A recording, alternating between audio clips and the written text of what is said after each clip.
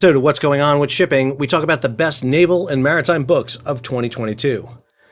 Hey, what's going on with shipping? Sal Mercogliano here. So, I have many jobs. Beyond being the host of this great YouTube channel and being the chair of the Department of History, Criminal Justice, and Political Science at Campbell University in beautiful North Carolina, I am also a vice president of an entity called the North American Society for Oceanic History, NASOH. And one of the things that NASOH does is an annual book award, the John Lyman Award. And we have a series of categories where we evaluate books. Authors and publishers submit their books for us to review, and then we have a committee that oversees it, and then we award the John Lyman Prize in several categories along with honorable mentions. Well, this year was a tough year, not the least of which because we had a ton of books. I mean, a lot of books, and a lot more other books up here. But they were great books. They were fantastic books. They were great books across the board. And we had to narrow them down. And what I want to do today is go through those that won and the honorable mentions, because I think it's a great reading list. I think there's something for you on this list, no matter what your topic or your taste is in naval and maritime history, it's going to be there. So before we do that, hey, take a moment, subscribe to the channel, hit that bell so you'll be alerted about new videos as they come out. All right, let's jump into our list. Our first topic is U.S. Maritime. And again, a plethora of books came in on this subject, and we narrowed it down to a winner and two honorable mentions, three fantastic books. The first one, the winner, was Greg Andrews' Shantyboats and Roustabouts, The River Poor of St. Louis, 1875 to 1930. Okay, I didn't think I'd be interested in what it was like to be on a shanty boat or roustabout at, the post-Civil War to Great Depression era. But in truth, I am always fascinated by the social aspect of American history, and we get a lot of books now about social history out there, principally in urban areas, what's it like to be on farms. We know what it's like to be on land. This covers a unique intersection because St. Louis, at the confluence of the Ohio and the Mississippi River, you've got the Transcontinental Railroad running through here. It is dead center, the smack dab focal point of the United States at this point, St. Louis. And to understand what's happening on the waterfront of St. Louis really gives you an insight into what is happening in the United States. A great read, great sources. Cannot strongly recommend this enough. The honorable mentions are strong also. So you got Jane Hooper's Yankees in the Indian Ocean, American Commerce and Whaling, 1786 to 1860. So whaling is always a very controversial subject because whalers were really the kind of the scum of the earth in some ways. They were not the lovable people you see in a lot of novels. But American whalers were always kind of behind the times. And whaling is a nasty trade because you run out of whales in the Atlantic. You hunt them almost to extinction. So you got to go further out. So you're heading into the Pacific. But one area not talked about is American whalers in the Indian Ocean. And that's where Jane Hooper goes in. And American whalers were always behind the times, always, not the major force out there. So it's really interesting to see how these whalers operated. They were out there for years at a time, trying to squeak out an existence in a very kind of disturbing trade. And then finally, the third book, Josh Smith's Making Maine, Statehood and the War of 1812. I've known Josh a long time. He's a professor up at the U.S. Merchant Marine Academy. One of the things that gets glossed over in War of 1812, which is a glossed over war anyway, is the role of Maine in that war, because it really was a battlefront. And in particularly, the British and Canadians were trying to grab Maine to open up an overland route between Montreal, Quebec, to the Atlantic, because they really didn't have one. And so the focus of taking Portland and northern Maine all becomes a center part. And the fact that Maine at the time was the Eastern District of Massachusetts really left it in a position where it didn't feel like it was getting the defense it needed. And so you have really this urging to create a state out of the Eastern District of Massachusetts. And Josh does a great job in this book. Really recommend it. If you're interested in some New England history, some more of 1812 that you don't get a lot of, this is the book for you.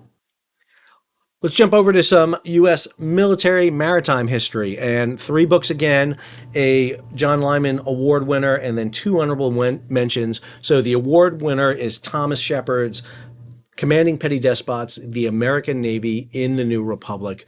Again, a great book. Lots of books are out there about early American history, but this one, in a way, really kind of breaks it down in the segments. It includes things like the Continental Navy, the period when there was no American Navy, all the issues that go into not just fighting the battles, but the administration, the logistics, the development of the officer corps, the sailors. A lot going in here to create this American Navy, and just a great one volume piece on it, well deserving of the award. Then you have Trent Hones, Mastering the Art of Command, Admiral Chester W. Nimitz, The Victory in the Pacific. Of all the books I read last year, I love Trent's book the most, but I'm a wonky guy when it comes to the Pacific War. And what I liked about Trent's book is that it deals in the Pacific War in a way that most books don't with the Pacific War. When you read books about the Pacific War, they'll follow a lineage, so kind of a timeline. You know, you have this operation, then this operation, then this operation. What Trent does is before each operation give you all the possibilities, the options, what are the choices that need to be made, and you really start to weigh those. It really puts you into the seat of Chester W. Nimitz. And to understand this, this is not a history that tells you what was the war in the Pacific. You're not going to get a detailed battle history, but what you do is you understand what it was like for Chester Nimitz to be in command of the Pacific Ocean areas and the commander of the Pacific Fleet. Just a great insight into that. Really recommend that book a lot. And then this book, also an honorable mention, Mike Varney's A Great and Rising Nation, Naval Exploration and the Global Empire in the Early U.S. Republic, a great kind of bookend to Tom Shepard's book here, where this book talks about exploration and what the U.S. Navy was doing, the kind of that early period where they were heading out and going into new areas. Just again, you want to get away from the battles and what navies did. It was really representing the United States across the board. That's what you get from this book. Three great choices in the category of U.S. Naval. In the category of World Naval and Maritime, two books again stand out. This was the Lyman winner here. That is Ryan Tucker Jones' Red Leviathan: The Secret History of Soviet Whaling. All right. Wow. Again, sometimes I read these books and like, okay, this is, this is something I would never ever read. And this book just shocked me in learning about things I had no idea about. Knew about Soviet whaling, obviously, but nowhere near the amount that they did. And basically, Soviet whaling nearly eliminates species. I mean, it was horrific in how effective it was. And it was largely being effective to outperform Western whaling fleets. So basically, Stalin sends them out to just, show the world that the red whaling fleet can do better than that. But then in the killing of these whales, the Soviets actually study them and produce some of the most key scientific studies on whales that we still use today. And ironically, a lot of what we're using today comes from the Soviet whaling, and we're using it to repopulate whales. So in a weird way, this is the irony of all these things, is that Soviet whalers nearly destroy whaling, and now they're helping to bring back whales. Just an amazing book that surprises you when you read it. Again, what I love is to learn about something I didn't know, and Red Leviathan is one of those books. And then you have this book, Enslaved: The Sunken History of the Transatlantic Slave Trade. Sean Kingsley, Simcha Japavochi, I'm not sure I'm saying that right, and Brenda Jones. So I got to say, the Atlantic slave trade, since Marcus Rediker's, the slave ship came out, has been a focus for a long time. And this much more looks at this with a perspective of the slaves on board, kind of a social history of what it's like to basically talk about what was the plight of those who came across in that massive movement from Africa over to the Americas. And it is a chilling book, and it really tells you a lot about the slave trades. It really delves into a topic before that you don't ever see. This comes from a group, Diving with a Purpose, who have dived on slave ships around the world and came up with a lot of material culture, and now they're turning that material culture, along with a lot of research, into books so that they're basically looking at slave ships that were lost between 1670 and 1858 and putting some context to them, really filling a gap in our research. Just a great read all around. In the area of biographies, we had two honorable mentions that came in. This book by Mark Wortman, Admiral Hyman Rickover, Engineer of Power. If you've never read a biography of Rickover, the man who created and helped really foster the American nuclear power program, this is a good one. It really goes into the intricacies of Rickover. He is a unique character. Let's be clear about that. If you've never read about Rickover, man, he is a strange cat, but creates the really amazing nuclear power program for the United States Navy that has almost a flawless track record. And then the other one is this one, Randolph Finney's Shackleton, a biography. I always find these biographies, especially of these Arctic explorers, I never understand why somebody wants to go to the Arctic. I really don't. Why go to the South Pole? Why go to the North Pole? There's nothing there. You know, it's a point that's arbitrary on a map.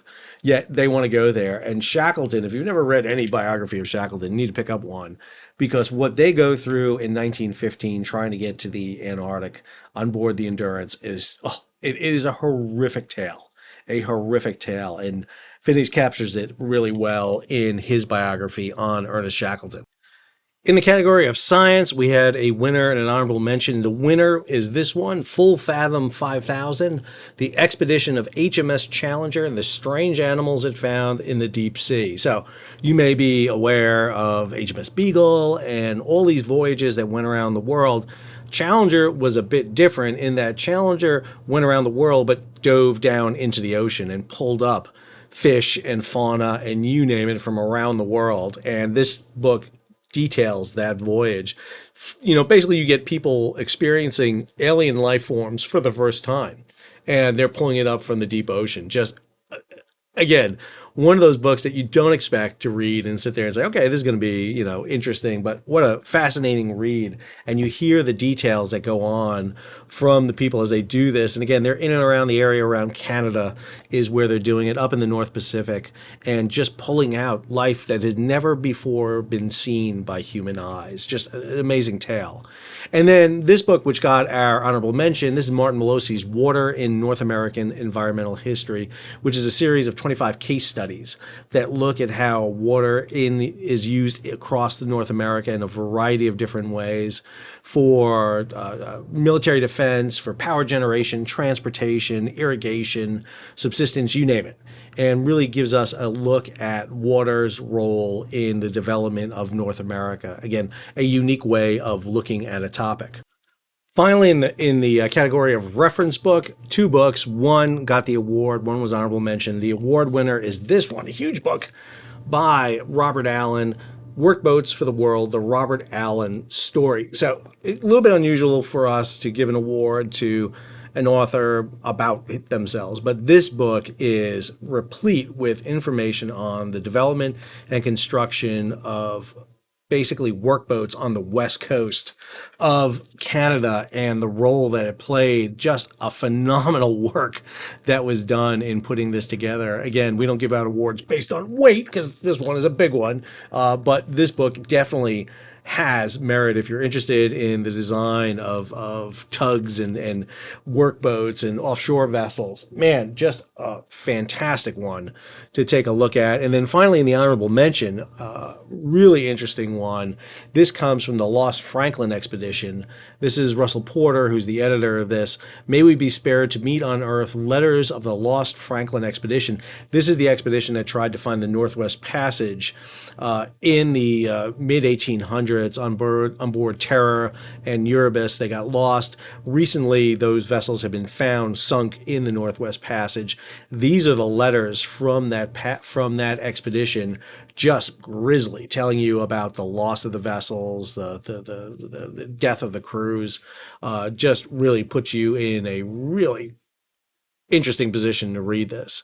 A lot of people are fascinated with the Franklin expedition. I think there's a good reason for that. I hope you enjoyed today's episode. If you did, hey, take a moment, subscribe to the channel, hit the bell so you'll be alerted about new videos as they come out. If you enjoyed this list, head on over. I'll have the link here in the show notes for you over to NASOH. You can become a member of the North American Society for Oceanic History, where we put this list together, or you can just help support the organization by making a contribution to it. We have an annual conference. We give stipends and grants to graduate students to come attend because it is expensive. So we use a lot of the money that we raise to help offset that for our graduate students to come and attend.